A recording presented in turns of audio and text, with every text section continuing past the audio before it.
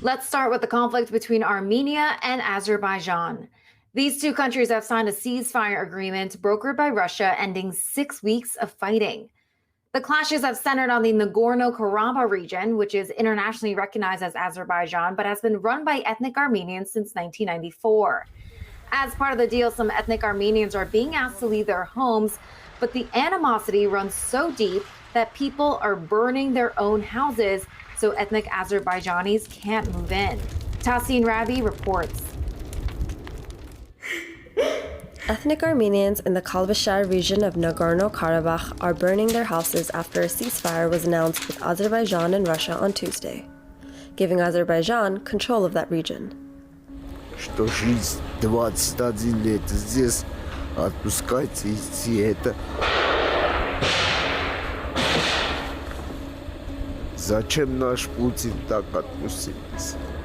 For 21 years, Garo Dadavussion and his family have resided in Kalbasharan, a region that has been under control of ethnic Armenians since 1994.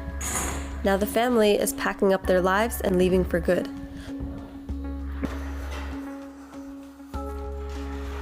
But not before setting fire to their house.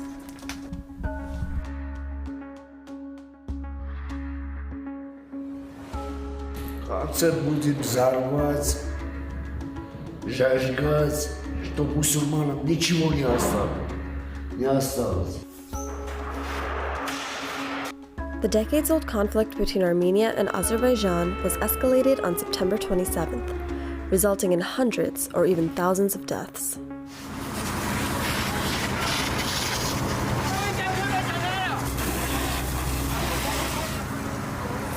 Under the peace agreement, areas held by Armenian forces will be turned over to Azerbaijan before December 1st.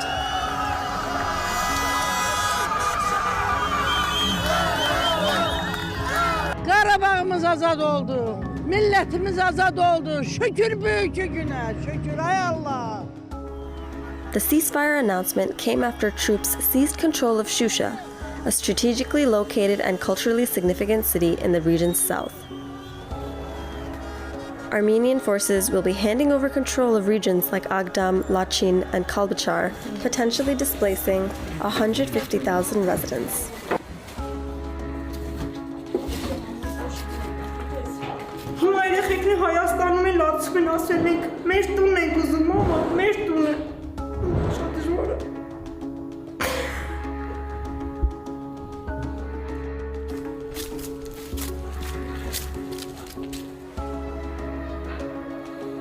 Many Armenians, angered by the announcement of the peace deal, are protesting their prime minister and asking him to step down.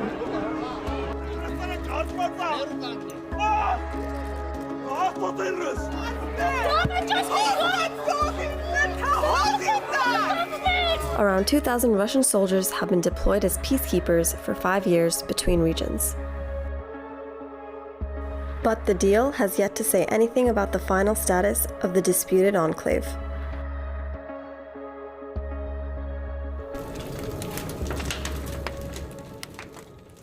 And Tahsin spoke to our reporters in Armenia's capital of Yerevan and Azerbaijan's capital Baku for more.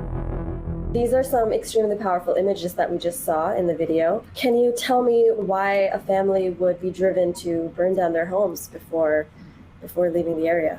They didn't want to leave their houses to Azerbaijanis, which they call Turks. They were afraid of vandalism, maybe because they have been already seeing some scenes in other cities or villages, some war crimes. So they would prefer lighting their houses themselves.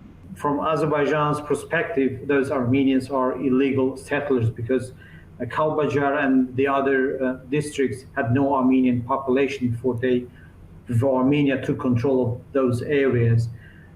When Azerbaijanis fled those areas, they left their houses and everything and property behind. And from Azerbaijan's perspective, it also causes anger because they think they fled those houses, and now that Armenians are fleeing, now it's their turn to flee. They're burning their houses so that Azerbaijanis can have no place to live when they go back to homes, which they fled in 1993. So we're seeing a mass exodus of people leaving these disputed areas and leaving their homes and burning them before they leave. What does this mean for the success of the peace deal? There is no peace deal yet. It's not even a deal. It was just an announcement signed by the three leaders of the states, Azerbaijan, Armenia, and Russia. The details of the agreement are still under discussion, and for that last 44 days didn't end with any status for Nagorno-Karabakh, didn't end with capture of Nagorno-Karabakh by Azerbaijanis. So it ended on a more complicated stage than maybe it was before. And as an Azerbaijani native, what do you think is going to happen to all these monuments and artifacts that are centuries old? These churches and monuments are seen in Azerbaijan as part of the country's Christian heritage, cultural heritage. The people living in what's now the Republic of Azerbaijan were Christians before Islam came to this area. I don't think there's any threat, any danger to those monuments. Maybe officially, the Azerbaijan president promised to take care of the Christian monuments, but we are already seeing some Azerbaijani soldiers vandalizing the church in Shushi, which is called Kazan Chetot Cathedral, and other small churches. It's natural that people are worried about these monuments. Now that 2,000 Russian soldiers are deployed, what does it mean for Azerbaijan? What does it mean for Armenia? The latest development where the Russians deployed their peacekeeping force, and in fact they ensured their military presence in Azerbaijan was seen here as a negative development, really, because so there's a lot of uncertainty. We don't really know what's going to happen, and we're not quite sure announcement will be fulfilled. We have to wait and see what happens.